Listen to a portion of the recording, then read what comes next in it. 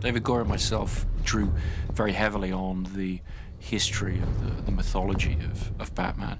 There is this great, 70-year history of this character.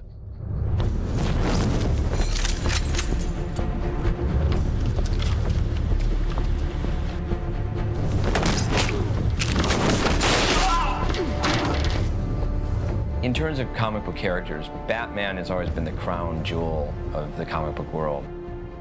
Batman has been blessed in that somehow he has attracted more good writers and artists over 60-plus years than almost any other character. The great part about Batman is that in some ways he's indestructible. As long as you stay true to the origin of who he is and what he's about, very hard character to break. We've been perfecting Batman's story for 66 years. The movie carries that one step further.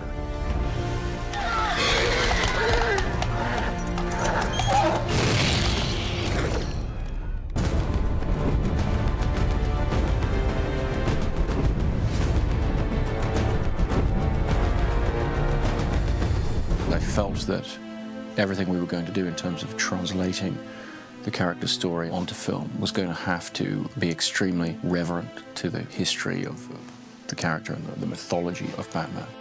The origin story had never been addressed on film, or really even in the comics. That is to say, there isn't really a single definitive account of the journey of Bruce Wayne into Batman. So there are sort of fascinating gaps in the mythology there to be played with. There's a gap of at least 7 years when he disappears from Gotham, and they just never told that story. And when I first talked to Chris Nolan, I said, you've got to tell that story. And I think people like origin stories to a certain extent. And it was a way of doing something new and different that had never been done in film or television or in novels or in the comic books. And that excited me, and it obviously excited DC and Warner Brothers and Chris. The magic of the origin story is it provides the most fundamental moment of connection to the character. How would you react if this happened to you, and what set of incredible circumstances could possibly take someone on a journey from this moment in their life to this moment in their life? He's here. Who? The Batman. Christopher Nolan and Mr. Goyer, they really cared about the source material. They showed up here and met with Paul Levitz, and they went through tons and tons of different graphic novels and comics. They definitely culled from the last 30-some-odd years, and they got the character. They got it. What we tried to do was provide the best resources for the filmmakers. So we went back and did everything from finding the most interesting versions of the Batman origin, the most interesting treatments of a particular villain. Here's the classic arc that introduced Ra's al Ghul. Here's the 2 or 3 best Scarecrow stories that were done. And you really let the filmmakers draw the inspiration where they may. There were 3 pieces of work or eras of Batman that were somewhat influential to Chris and I when we were working. The Long Halloween was a piece of work that influenced us, which was this great maxi series by Jeff Loeb and Tim Sale. And there were elements of that. Carmine Falcone, who's one of the mob bosses in Gotham. It's a very sober, serious approach to Batman, and we really like that.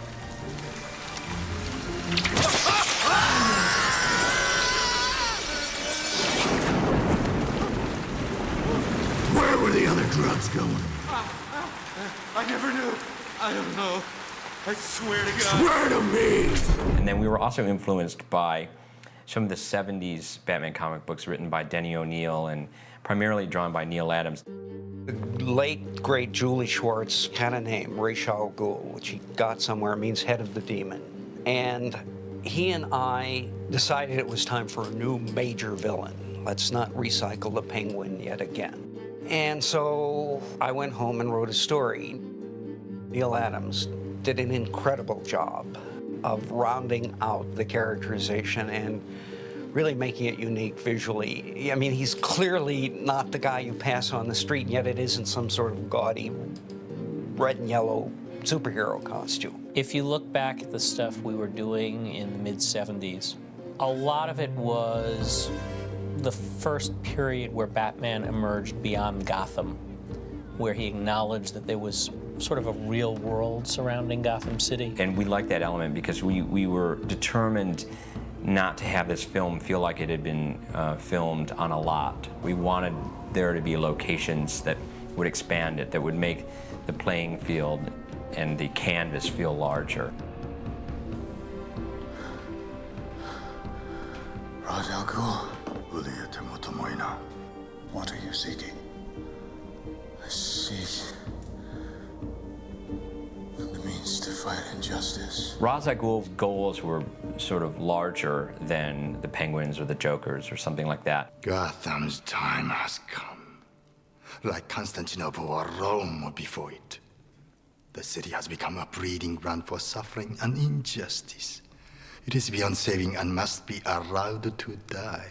He is as obsessed with his mission as Batman is with his. Batman has a kind of narrow view of things. Crime, stop it, eradicate it. Ra's has this sort of planetary view that unless we do something, we don't have much time left. Here's a guy who's actually sees Batman as an equal, as a willing heir. It's the father to the son that he never had. And for somebody to feel that way so beholdingly and then have an ultimate rejection between the two, incredibly compelling storytelling. You are my greatest student. It should be you standing by my side, saving the world. Here's a Batman who lost his parents, has a chance in this case to have a parent, and rejects it. There's something fascinating about that. The jumping off point really, for me, had been a story called The Man Who Falls, and it suggests various points along the development of Bruce Wayne into Batman.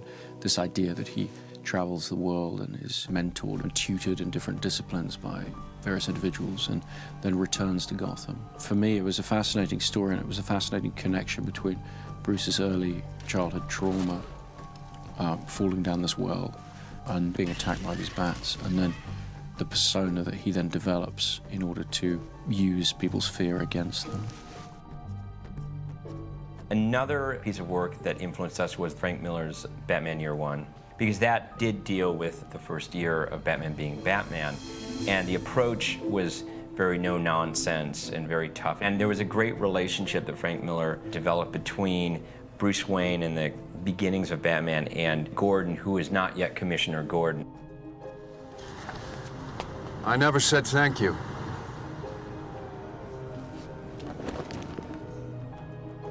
And you'll never have to.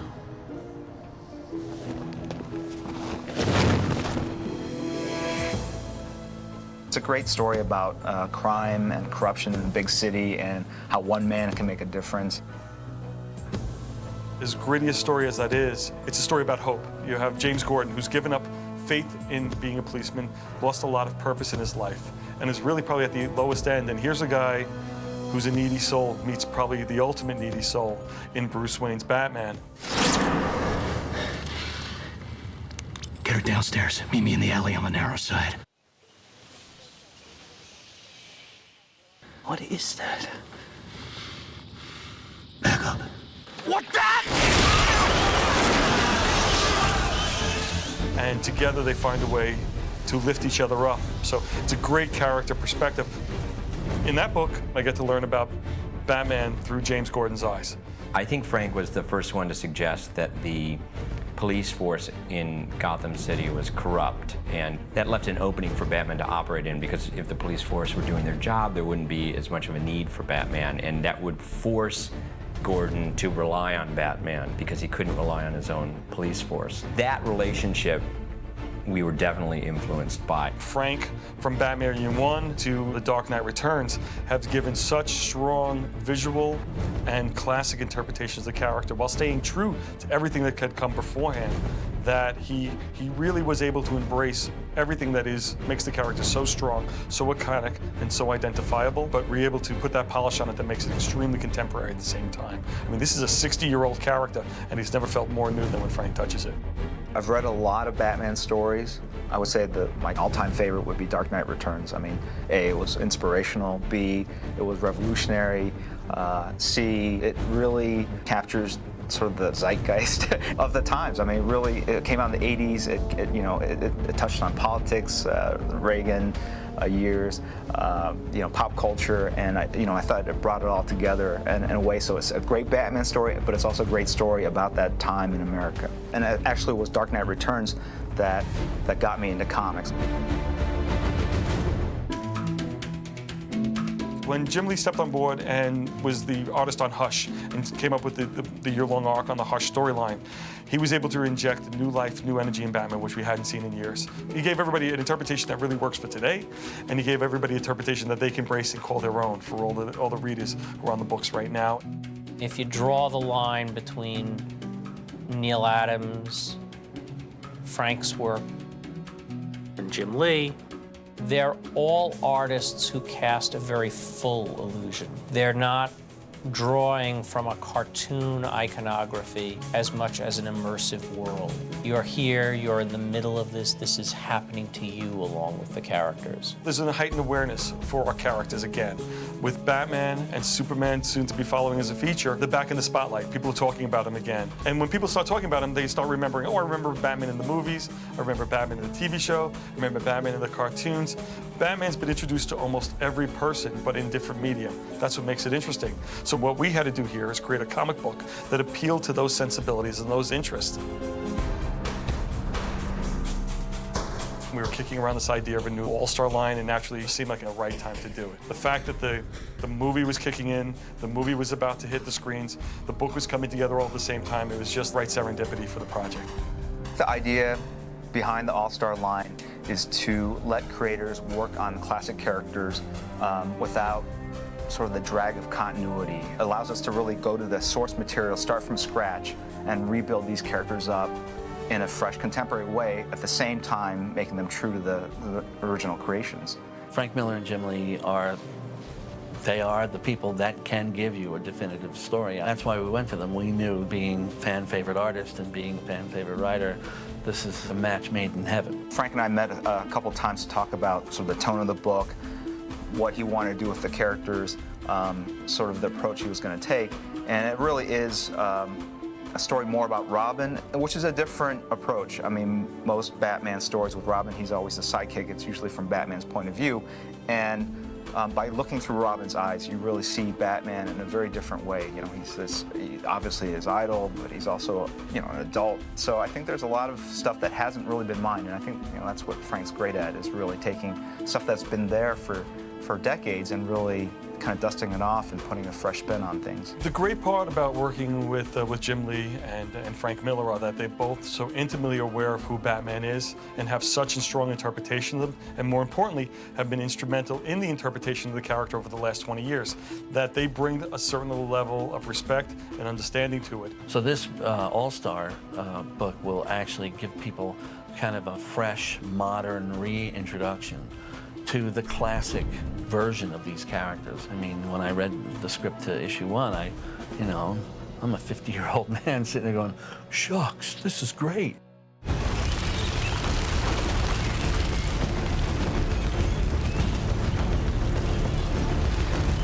Why have so many characters that were created around the same time faded away, yet Batman stays around? I think the pure motivation, the origin of who he is, and how he ultimately became Batman is so identifiable and so timeless that anybody's going to stay with that character because of that.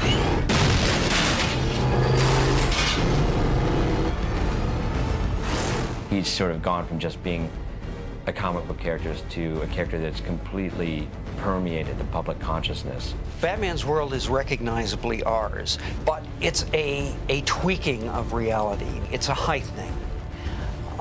That's, I think, exactly what this movie does and what the best Batman stuff has always done. As you hear. It is a story on an absolutely epic scale, and that is what Batman deserves, and that's what we tried to do. And I think that telling a story on this scale has been certainly a challenge, but also really a lot more fun than I anticipated.